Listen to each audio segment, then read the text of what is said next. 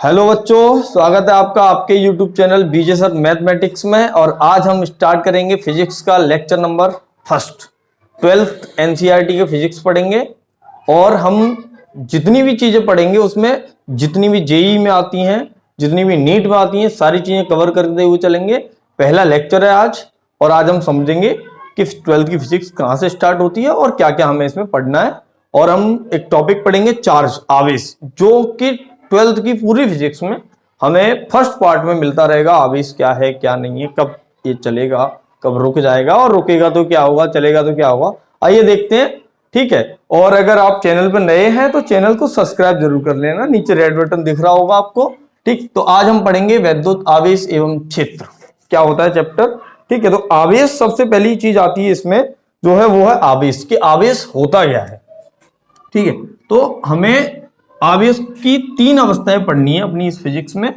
तो पहली जो आएगी वो आएगी हमारी स्थिर वैद्युत की, स्थिर वैद्युत की, इसे बोलते हैं इलेक्ट्रोस्टैटिक्स का मतलब ये है कि जब हमारा आवेश विराम अवस्था में होगा उस समय आवेश क्या क्या चीजें उत्पन्न करेगा, कौन से फील्ड बनाएगा, कौन से बल लगेंगे इस पे, ठीक है। तो जब आवेश स्थिर रहेगा, स्थिर अवस्था में, विराम अवस्था में, तो उस समय जो भी फिजिक्स हम पढ़ेंगे, फिजिक्स में जो टॉपिक पढ़ेंगे वो आएंगे हमारे स्थिर वैद्युतिकी में। दूसरा हम पढ़ेंगे कि जब आवेश एक समान वेग से चले, एक समान वेग से गति करे, जब आवेश एक समान वेग से चलना स्टार्ट कर देगा, कोई भी वेग ले लिया उसने और एक समान वेग से जब आवेश चलेगा तो वो वैद्युत क्षेत्र उत्पन्न करेगा और चुंबकीय क्षेत्र उत्पन्न करेगा। जब विराम अवस्था में था तो केवल वैद्युत क्षेत्र था, तो ये केवल वैद्युत क्षेत्र उत्पन्न करेगा, ठीक है। और जब ये गतिशील अवस्था में आ जाएगा एक समान वेग से, तो ये हमारा चुंबकीय क्षेत्र और वैद्युत क्षेत्र दोनों उत्पन्न करना स्टार्ट कर देगा, ठीक है। और जब ये एक समान वेग की जगह पे त्वरित गति से चलने लगेगा, तीसरी चीज हम पढ़ेंगे कि जब ये त्वरित गति से चलेगा तो क्या करेगा। जब ये त्वरित गति से चलना स्टार्ट कर देगा कि कभी, जैसे मान लो हमारा कोई आवेश है, उसकी गति है वो 3 किलोमीटर प्रति सेकंड के हिसाब से बढ़ती जा रही, सेकंड स्क्वायर के हिसाब से, तो जब बढ़ती जाएगी उस समय ये हमारा वैद्युत क्षेत्र उत्पन्न करेगा, चुंबकीय क्षेत्र उत्पन्न करेगा और ये वैद्युत चुंबकीय तरंग उत्पन्न करेगा, वैद्युत चुंबकीय तरंग, ठीक है। तो आवेश से संबंधित जो भी चीजें हैं ये तीनों ही हमारे सिलेबस में है, स्थिर वैद्युतिकी भी और गतिमान, जिसमें हम चुंबकीय क्षेत्र और चुंबकत्व पढ़ेंगे, और तीसरा जब त्वरित गति से चलेगा तो हम वैद्युत चुंबकीय तरंगें पढ़ेंगे। तो सारी चीजें हम एक एक करके देखते चलेंगे कि कैसे कैसे आवेश क्या क्या उत्पन्न कर रहा है।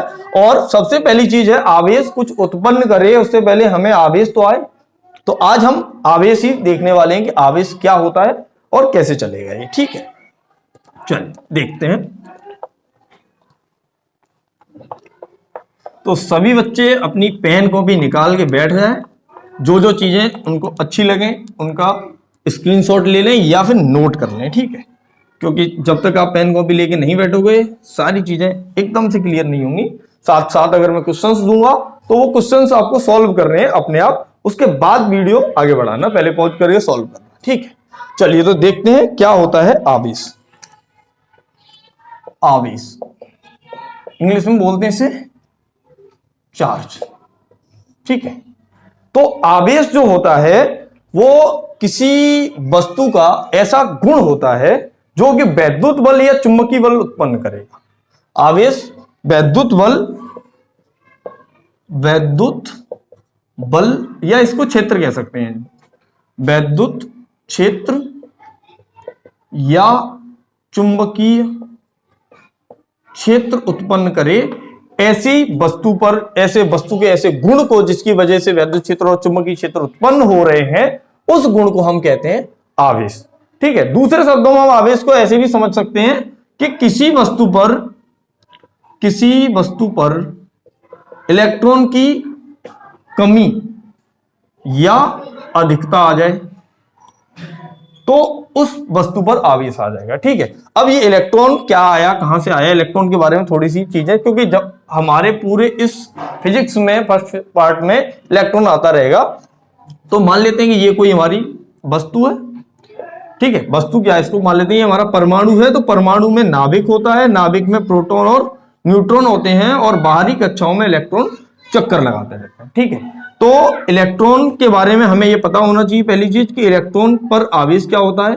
इलेक्ट्रॉन पर जो आवेश होता है उसे हमेशा ई से रिप्रेजेंट करेंगे। जहां भी सिर्फ ई लिखा मिले तो समझ जाना कि इलेक्ट्रॉन के आवेश की बात हो रही है, और इलेक्ट्रॉन का आवेश होता है -1.6 इंटू 10⁻⁻19 कूलम। ठीक है, और प्रोटॉन जो होता है वो नाभिक के अंदर होता है, और प्रोटॉन पर उतना ही आवेश होता है जितना कि इलेक्ट्रॉन पर होता है। प्रोटॉन पर आवेश होता है, इसे पी से रिप्रेजेंट करेंगे, और ये होता है प्लस का 1.6 इंटू 10⁻⁻19 कूलम। ठीक है, जब तक इलेक्ट्रॉन आएगा जाएगा नहीं तब तक परमाणु हमारा उदासीन रहेगा।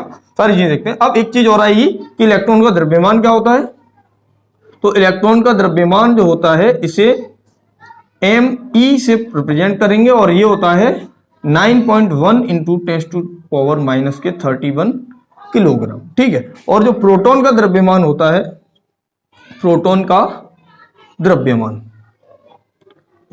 द्रव्यमान होता है, इसे mp से रिप्रेजेंट करेंगे, और ये होता है 1.67 इंटू 10⁻⁻27 किलोग्राम। ठीक है, प्रोटॉन बहुत भारी होता है इलेक्ट्रॉन की अपेक्षा। ठीक है, और जितना द्रव्यमान प्रोटॉन पे होता है लगभग उतना ही द्रव्यमान न्यूट्रॉन पे होता है। ठीक, तो नाभिक का मतलब परमाणु का समस्त द्रव्यमान नाभिक के अंदर होता है, क्योंकि नाभिक के अंदर से प्रोटॉन आएगा नहीं, तो आवेश जब भी आएगा या जाएगा तो प्रोटॉन हिस्सेदारी नहीं लेगा। तो हमारा मेन जो काम होगा वो इलेक्ट्रॉन से संबंधित रहेगा कि इलेक्ट्रॉन कब आ रहा है कब जा रहा है। ठीक है, लेकिन हमें ये सारी वैल्यू पता होना चाहिए। तो ये मैंने एक बार बता दी है, फिर हम आगे उसी पर पहुंचते हैं कि हमारा आवेश क्या होता है। ठीक, और इसमें न्यूट्रॉन जो होता है उस पर कोई आवेश नहीं होता है, इतना तो सबको पता ही होगा। ठीक है, तो किसी वस्तु पर इलेक्ट्रॉन की कमी या इलेक्ट्रॉन की अधिकता हो जाए तो आवेश उस वस्तु पर आ जाता है। ठीक है, तो इस गुण को हम कहेंगे आवेश, चार्ज। ठीक, तो कब आता है प्लस का आवेश? क्यों आवेश दो प्रकार के होते हैं, आवेश हमारे। एक होता है धनात्मक आवेश और एक होता है ऋणात्मक आवेश। ठीक है, प्लस का आवेश कब आएगा, माइनस का आवेश कब आएगा? जैसे ये कोई वस्तु है, इसमें 10 प्रोटॉन है, ठीक है, और इसमें 10 ही इलेक्ट्रॉन है जो कि बाहर की कक्षाओं में चक्कर लगा रहे हैं। ठीक है, अब जब 10 प्रोटॉन है और 10 ही इलेक्ट्रॉन है, इस समय इस पे जितना प्लस है उतना ही माइनस है, तो हम कहेंगे कि ये हमारा उदासीन परमाणु है या उदासीन वस्तु है, इसमें कोई भी फर्क नहीं पड़ेगा। उदासीन परमाणु, इसमें कोई आवेश ही नहीं है, इस पे जो आवेश होगा Q वो होगा 0। अगर मान लो यहीं पे हमें ऐसा कुछ दे दिया जाए कि 10 प्रोटॉन है और इसमें से जो वस्तु थी इस पर से हमने एक इलेक्ट्रॉन निकाल लिया, मतलब अब इसमें रह गए हमारे पास 9 इलेक्ट्रॉन, एक इलेक्ट्रॉन चला गया। जैसे ही एक इलेक्ट्रॉन जाएगा, अब ध्यान से देखो, ये प्लस का आवेश है, ये माइनस का आवेश है, अब प्लस ज्यादा है माइनस कम। जैसे ही वस्तु से इलेक्ट्रॉन गया तो उस वस्तु पर हमारा कैसा आवेश आ जाता है? प्लस आवेश आ जाएगा। और कितना प्लस आवेश आया? एक इलेक्ट्रॉन के बराबर। ठीक है, तीसरी चीज कि माइनस कब आएगा? अगर हमारे 10 प्रोटॉन है और उस वस्तु में 11 इलेक्ट्रॉन, मतलब उसे एक इलेक्ट्रॉन को आके दे दी, तो जब वस्तु इलेक्ट्रॉन लेगी तो उसमें माइनस बढ़ जाएगा, तो माइनस आवेश आ जाएगा उस वस्तु पर। तो कुल मिला के अगर किसी वस्तु से इलेक्ट्रॉन जाएगा तो उस पर प्लस आवेश आएगा, और इलेक्ट्रॉन आएगा तो उस पर माइनस आवेश आएगा। ठीक है, तो ये होते हैं हमारे आवेश के प्रकार। ठीक, अब हम देखते हैं कि आवेश जो हमारा होता है उसकी क्या क्या प्रॉपर्टीज होती हैं। बहुत इंटरेस्टिंग प्रॉपर्टीज हैं उसकी, तो पढ़ेंगे एक एक करके सबको और अच्छे से समझते चलेंगे डिटेल में, क्वेश्चंस करते हुए कि कौन सी प्रॉपर्टी का क्या काम है और किस तरह से क्वेश्चंस आ सकते हैं उन प्रॉपर्टीज पर। ठीक है, तो सबसे पहली चीज जो आती है हमारी कि आपने शुरू से ही पढ़ा होगा, बचपन से मतलब हाई स्कूल में, कि जो Q होता है वो बराबर होता है IT के। Q बराबर IT, आवेश प्रवाह की दर। I बराबर पढ़ा है आपने Q/T, ऐसे Q बराबर लिख सकते हैं IT। ठीक है, तो यहां से अगर आप ध्यान से देखोगे तो आवेश क्या है? आवेश जो है वो वैद्युत धारा और समय का गुणनफल है, तो आवेश का मात्रक क्या होगा। तो आवेश के बहुत सारे मात्रक होते हैं, एक एक करके इनके मात्रक समझते हैं कि आवेश के मात्रक क्या क्या होते हैं। ठीक, तो आवेश का जो मात्रक होता है, अगर यहां से आवेश देखा जाए तो ये वैद्युत धारा है, इसका मात्रक होता है एम्पियर, ये सेकंड। तो पहला मात्रक होगा आवेश का SI मात्रक, और वो होता है एम्पियर इंटू सेकंड, और इसी को हम कहते हैं कूलाम। ये बराबर होता है एक कूलाम के। ठीक है, तो ये हमारा SI मात्रक है आवेश का। ठीक, एम्पियर इंटू सेकंड या कूलाम। और सारी पद्धतियां होती हैं, जैसे कि अगर हमें मात्रक इसका निकालना हो, तो इसका मात्रक अगर हमें पूछा जाए कि SI पद्धति में ये हो गया, CGS पद्धति होती है। CGS पद्धति में भी दो मात्रक होते हैं इसके, एक होता है ESU और एक होता है EMU। इसे बोलते हैं इलेक्ट्रोस्टैटिक यूनिट, स्थिर वैद्युत मात्रक, और इसे बोलते हैं इलेक्ट्रोमैग्नेटिक यूनिट। ठीक है, विद्युत चुंबकीय मात्रक, इसे बोलते हैं स्टेट कूलाम, ऐसे रिप्रेजेंट करेंगे, कूलाम को CV लिख दे रहे हैं, और इसे बोलते हैं एब्सोल्यूट कूलाम। ठीक, तो एब्सोल्यूट कूलाम और स्टैटिक कूलाम जो होता है, इनमें क्या संबंध होता है कूलाम के साथ।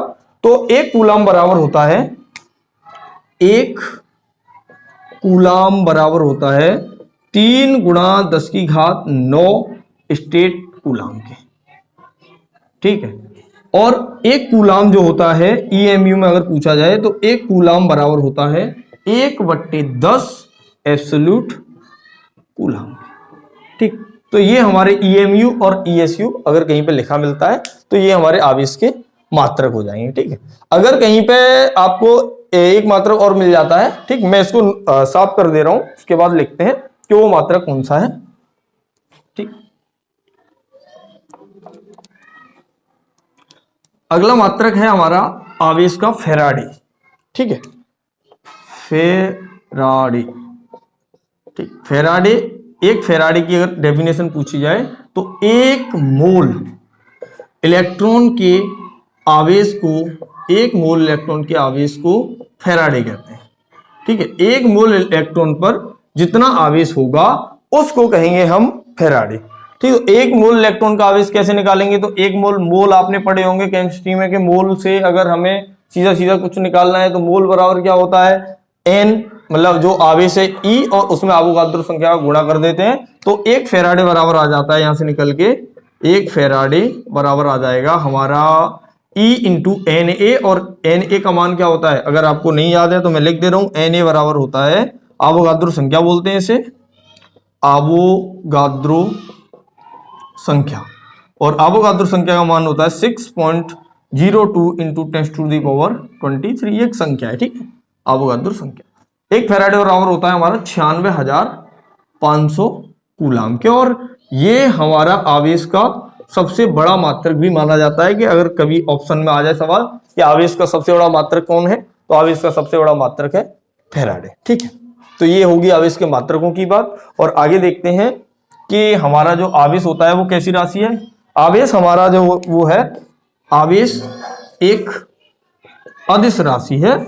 आवेश को बताने के लिए हमें किसी भी दिशा की आवश्यकता नहीं है, तो आवेश एक अदिश राशि होती है। ठीक, तो ये आपने नोट कर लिया होगा, मैं मिटा दे रहा हूं सारी चीजों को, और आगे और पढ़ते हैं कि आवेश की क्या क्या प्रॉपर्टीज होती हैं।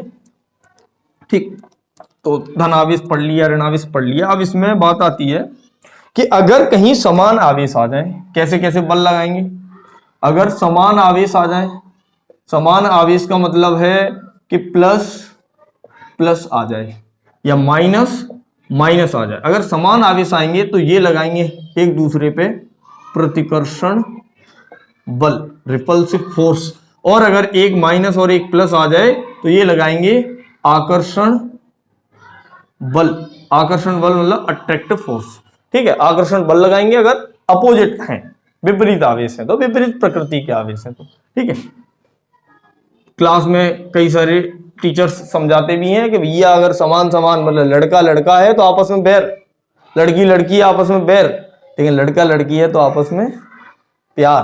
तो आपस में प्यार है तो आकर्षण बल, और अगर बैर है तो प्रतिकर्षण बल। ऐसे याद रखना कि कैसे बल लगते हैं इन पे। अगर समान आवेश है तो ये, और अगर विपरीत आवेश है, विपरीत आवेश, इन्हें विपरीत आवेश बोलते हैं, एक प्लस है एक माइनस, अपोजिट हो गया एकदम, ठीक। तो ऐसा बल लगाएंगे, ठीक। तो समान आवेश हो गई, आवेशों की बात हो गई है। अब बात आती है हमारी कि अगर हम किसी इलेक्ट्रॉन को किसी आवेश या किसी वस्तु को इलेक्ट्रॉन की कमी कर रहे हैं या इलेक्ट्रॉन की अधिकता कर रहे हैं तो उनके द्रव्यमानों पर क्या फर्क पड़ेगा।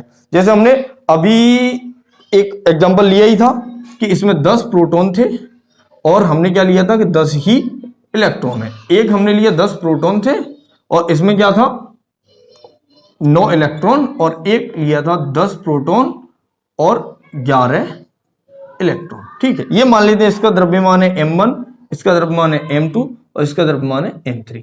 अब आपसे ये पूछा जाए कि भैया किसका द्रव्यमान अधिक होगा, किसका द्रव्यमान कम होगा। तो ऐसे केस में हमें क्या देखना, देखो 10 प्रोटॉन 10 प्रोटॉन 10 प्रोटॉन कांस्टेंट है, और जो इलेक्ट्रॉन है हमारा उसमें द्रव्यमान है, इलेक्ट्रॉन का द्रव्यमान अभी हमने पढ़ा 9.1 इंटू 10⁻⁻31 कूलम। तो जो हमारा उधर वाला है इसमें तीन चीजें ये तो कांस्टेंट है। अब जिसमें इलेक्ट्रॉन ज्यादा उसका द्रव्यमान ज्यादा, तो इलेक्ट्रॉन ज्यादा किसमें है, इसमें आया था माइनस का चार्ज, इसमें आया था प्लस का चार्ज, और ये था उदासीन, इसमें कोई भी चार्ज नहीं था। तो अब देखने से ही पता चल रहा है कि भैया m3 का मान सबसे बड़ा, उसके बाद m1 का, और उसके बाद है m2 का। मतलब अगर किसी वस्तु पर, वस्तु समान है और समान वस्तुओं पर अगर हमारा प्लस आवेश आएगा तो द्रव्यमान घटेगा, माइनस आवेश आएगा उसी वस्तु पर तो द्रव्यमान क्या होगा, बढ़ जाएगा। ये हमारे द्रव्यमान से संबंधित चीज होती है इसमें। तो हम ये कह सकते हैं अगर किसी वस्तु में प्रोटॉन मतलब इलेक्ट्रॉन की कमी हो रही है या माइनस आवेश आ रहा है तो उसका द्रव्यमान बढ़ जाएगा। इलेक्ट्रॉन की कमी नहीं, इलेक्ट्रॉन की अधिकता हो रही है, माइनस आवेश आ रहा है तो प्लस आवेश आएगा तो हमारा उसका द्रव्यमान क्या होगा, घट जाएगा उदासीन वस्तु की अपेक्षा, ठीक है। तो ये सारी चीजें होती हैं। और देखते हैं प्रॉपर्टी क्या होती है आवेश की, ठीक। चलिए, तो नोट कर लिया होगा, वीडियो पॉज करके एक बार नोट कर लो। आगे देखते हैं कि आवेश की और क्या क्या प्रॉपर्टीज होती हैं।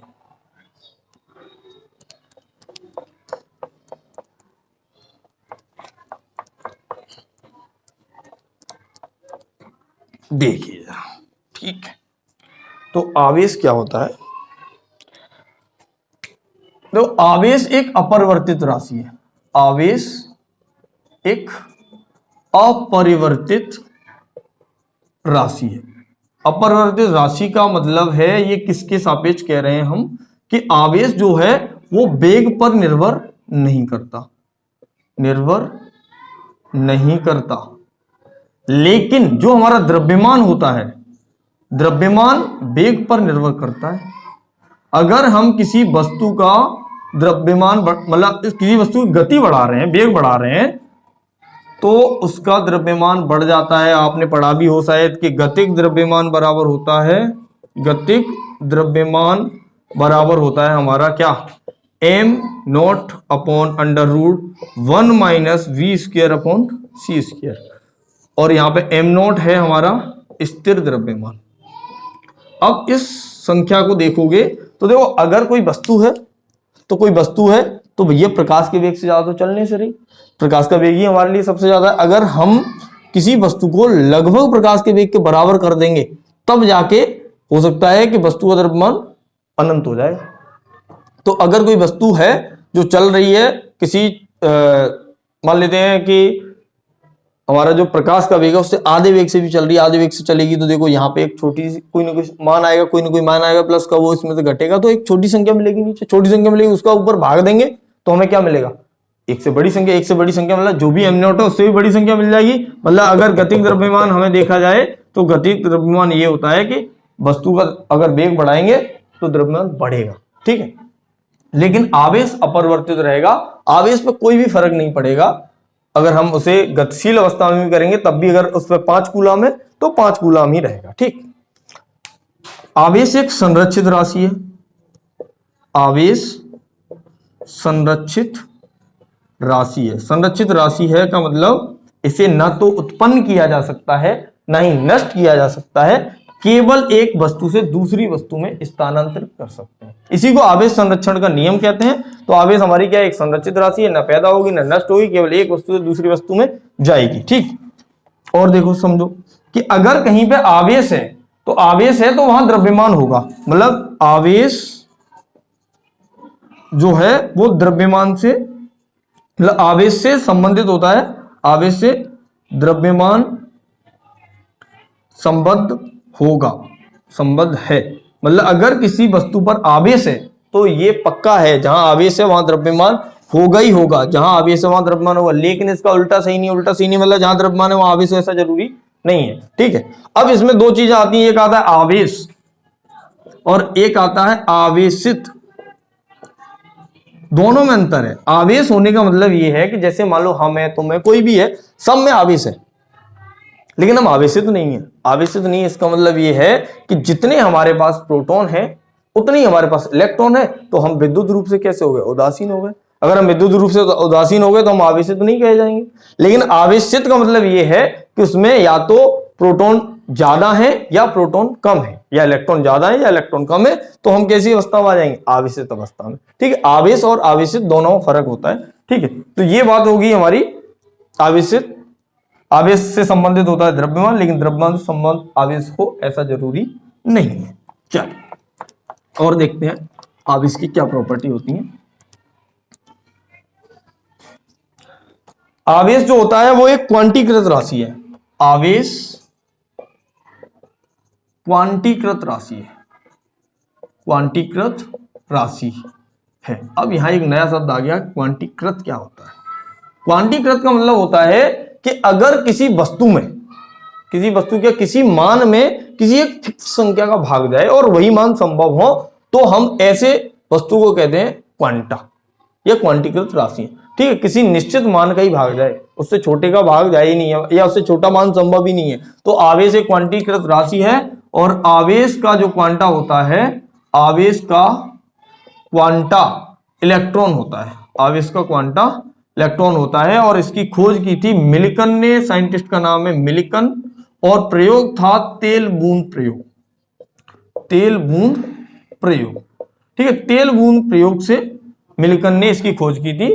तो इसकी खोज कैसे हुई कि मिल्कन ने तेल बूंद का प्रयोग किया और देखा कि जो इसका मेथड है, इसका भी मेथड है, वो HCF के मेथड से, HCF। तो आवेश के क्वांटा की खोज मिल्कन ने HCF मेथड से की। या हम ऐसे समझते हैं, समझो बात को, कि कोई भी वस्तु है, अब उस वस्तु में से हम इलेक्ट्रॉन को निकालना चाह रहे हैं और हम जानते हैं कि इलेक्ट्रॉन, प्रोटॉन, न्यूट्रॉन हमारे लिए अविभाज्य कण है। ठीक है, जब तक हम 12th में हैं या जेईई का एग्जाम दे रहे हैं तब तक अविभाज्य कण है। हम मानेंगे नहीं कि और कोई कण हो सकता है, भले ही उसकी खोज हुई हो न हुई हो, अभी हमारे सिलेबस में नहीं। हमारे सिलेबस में जो सबसे छोटा कण है वो इलेक्ट्रॉन, प्रोटॉन और न्यूट्रॉन है। तो अविभाज्य कण है तो किसी वस्तु में इलेक्ट्रॉन या तो एक जाएगा या एक आएगा या दो जाएंगे। कभी ऐसा नहीं होगा कि आधा आवेश आ जाए, मतलब आधा इलेक्ट्रॉन आ जाए किसी पे या आधा इलेक्ट्रॉन चला जाए। तो जो भी इलेक्ट्रॉन, जो भी आवेश के मान संभव है वो इस इलेक्ट्रॉन के मान के पूर्ण गुणज होंगे, पूर्ण गुणज होंगे, वही मान संभव है। तो हम ये कह सकते हैं Q बराबर होता है प्लस माइनस Ne। ठीक है, जहां n क्या है हमारा? n है पूर्ण संख्या, n पूर्ण संख्या है। तो जो भी आवेश होंगे वो हमारे इस इलेक्ट्रॉन के आवेश के पूर्ण गुणज होंगे। इसी को आवेश का क्वांटा कहते हैं। ठीक है, देखो एक क्वेश्चन ले रहा हूं और मैं आपसे पूछता हूं कि इनमें से कौन से आवेश, निम्न में से कौन से आवेश संभव है? संभव है अगर ये पूछा जाए, मान लो पहला क्वेश्चन ले लिया मैंने कि 3.2 इंटू 10⁻⁻19 कूलम, अगर ये पूछा जा रहा है। ठीक है, अगर ये पूछा जा रहा है तो ये आवेश होगा कि नहीं होगा, तो इसको चेक हम कैसे करेंगे? इसको चेक करेंगे हम इलेक्ट्रॉन का भाग देके।